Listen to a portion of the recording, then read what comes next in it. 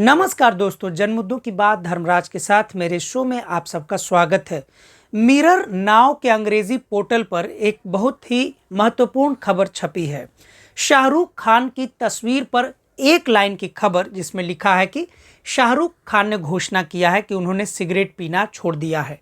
इस खबर के कमेंट बॉक्स में जब मैं गया तो बहुत सारे लोगों ने अलग अलग प्रतिक्रियाएं की हुई थी, लेकिन उसमें से एक पाठक की प्रतिक्रिया पर मेरा ध्यान ठहर गया, जिसमें इस खबर की प्रतिक्रिया में तंज कसते हुए, व्यंग करते हुए ऐसा लगता है कि मिरर नाउ की इस खबर पर शक जाहिर करते हुए, संदेह जाहिर करते हुए कि क्या यह खबर बहुत महत्वपूर्ण है कि अगर शाहरुख खान ने सिगरेट छोड़ दिया तो छोड़ दिया।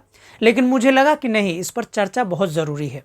शाहरुख खान ने सिगरेट छोड़ दिया, यह बहुत ही ज़रूरी खबर है। जब आप सिनेमा घरों में फिल्म देखने जाते हैं तो वहाँ पर आप देखते हैं कि चलती हुई फिल्म में भी अगर कोई एक्टर, एक्ट्रेसेस, कोई भी कैरेक्टर अगर सिगरेट पी रहा है तो एक नोटिस आप पढ़ते होंगे कि नीचे में लिखा आ जाता है कि धूम्रपान स्वास्थ्य के लिए हानिकारक है। धूम्रपान को लेकर तो यह बिल्कुल लिखित रूप में हर पीवीआर में, चलती हुए सिनेमा में एक लाइन इंश्योर किया गया है। फिल्मों को जब रिलीज़ किया जाता है तो कभी उसके गाइडलाइंस का हिस्सा रही होगी, जिसमें यह तय किया गया कि फिल्म में अगर सिगरेट पीने का दृश्य हो तो उसमें यह लिखना ज़रूरी है कि धूम्रपान सेहत के लिए हानिकारक है, ताकि दर्शकों को यह बात सनद रहे कि फिल्मों का उद्देश्य, फिल्म बनाने वालों का उद्देश्य वह नहीं है कि फिल्मों के नकल में लोग सिगरेट पिएं। शाहरुख खान बहुत बड़ी हस्ती हैं। भारत सिनेमा जगत में वर्तमान समय में अगर कोई सबसे बड़ी हस्ती है, उस हस्ती का नाम है शाहरुख खान। अगर शाहरुख खान ने अपना सिगरेट पीने की आदत न केवल छोड़ा है बल्कि इसकी घोषणा की है तो यह कोई साधारण बात नहीं है। इसका कारण यह है कि पूरी दुनिया में अपने मनचाहे एक्टर, एक्ट्रेसेस, कैरेक्टर को, फिल्मी कैरेक्टर को, म्यूजिशियन को, संगीतकारों को, नेताओं को देखकर उनके चाहने वाले लोग उनके हर चीज़ को नकल करना चाहते हैं, भले ही स्वास्थ्य के लिए हानिकारक ही क्यों न हो।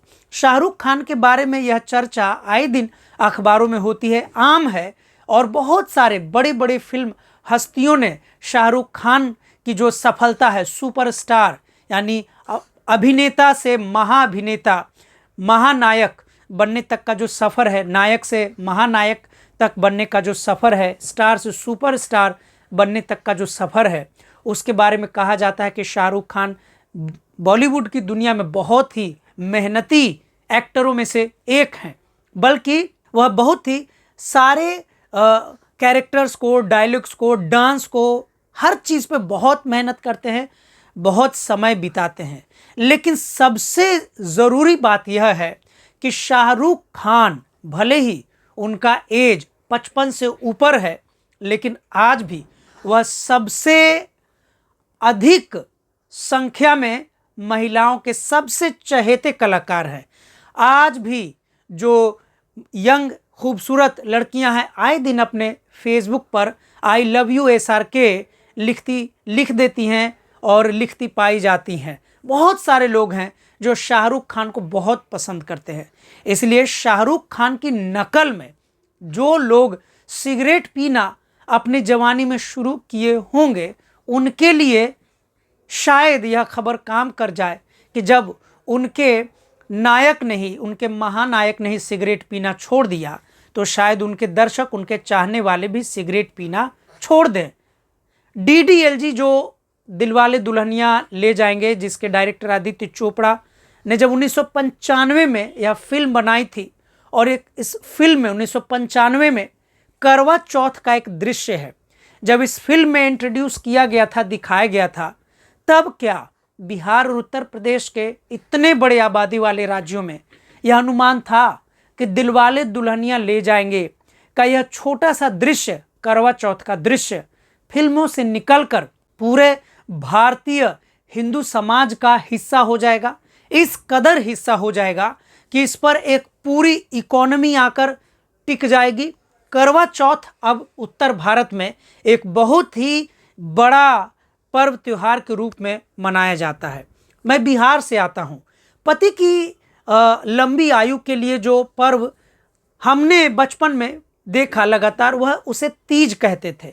लेकिन DDLG जो नई पीढ़ी की जो महिलाएं आई, उन्होंने शादियां की, शाहरुख खान की फिल्मों से उन्होंने देखा कि पति की लंबी आयु के लिए करवा चौथ भी किया जाता है।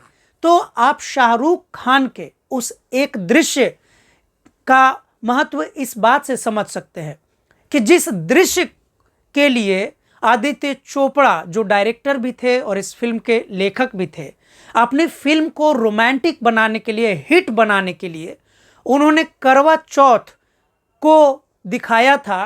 क्या उन्हें खुद भी मालूम था कि शाहरुख खान को पसंद करने वाले लोग पूरे उत्तर भारत में इसे अपने घर का त्योहार बना लेंगे और इस पर अनेकों कहानियां जोड़ देंगे और पति की लंबी आयु के लिए ब्राह्मण बुलाए जाएंगे, पूजा होगा और इस कहानी को फिर वही बताया जाएगा कि हजारों सालों से यह पर्व त्योहार चला आ रहा है।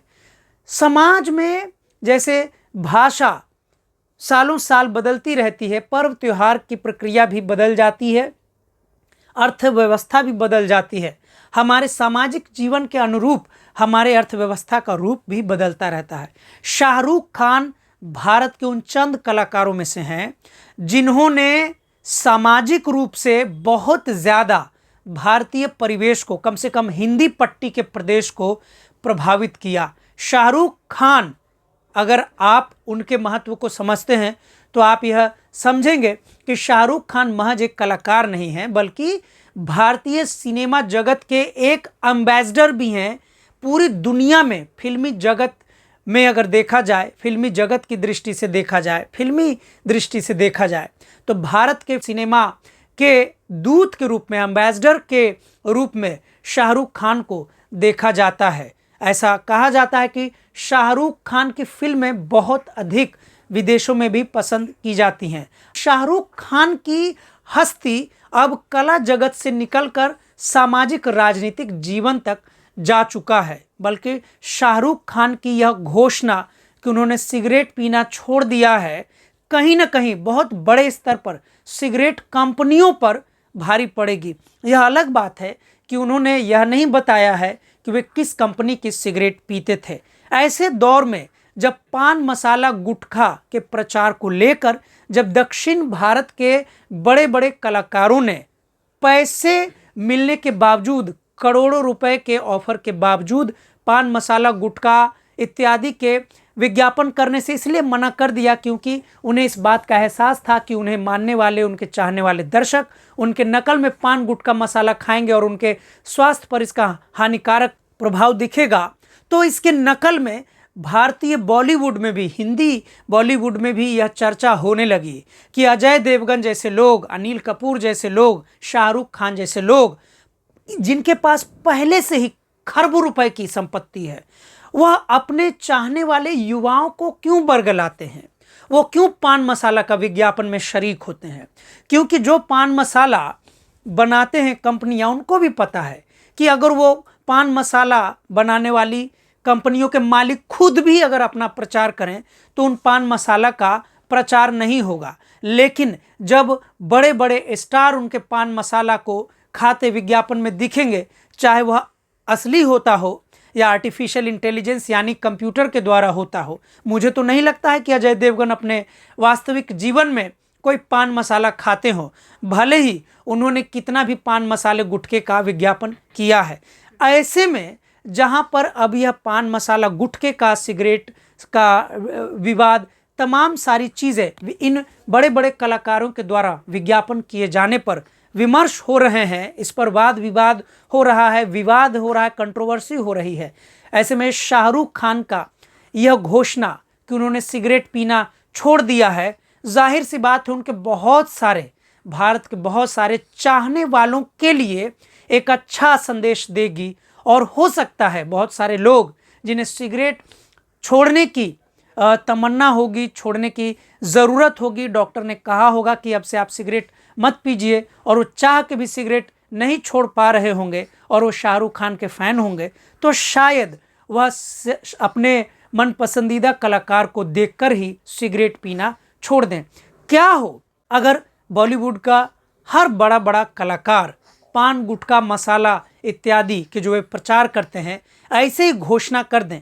उन्होंने अपने जीवन में ऐसे किसी भी प्रकार के चीज़ों को उन्होंने छोड़ दिया है, त्याग दिया है, और न केवल वे निजी जीवन में इसका परित्याग करें, इसे छोड़ें, बल्कि सार्वजनिक जीवन में आकर मीडिया के सामने बयान दें, इसकी घोषणा करें। अजय देवगन कह दें कि अब से वो किसी भी पान, मसाला, गुटखा का न उन्होंने कभी सेवन किया है, न वह प्रचार करेंगे।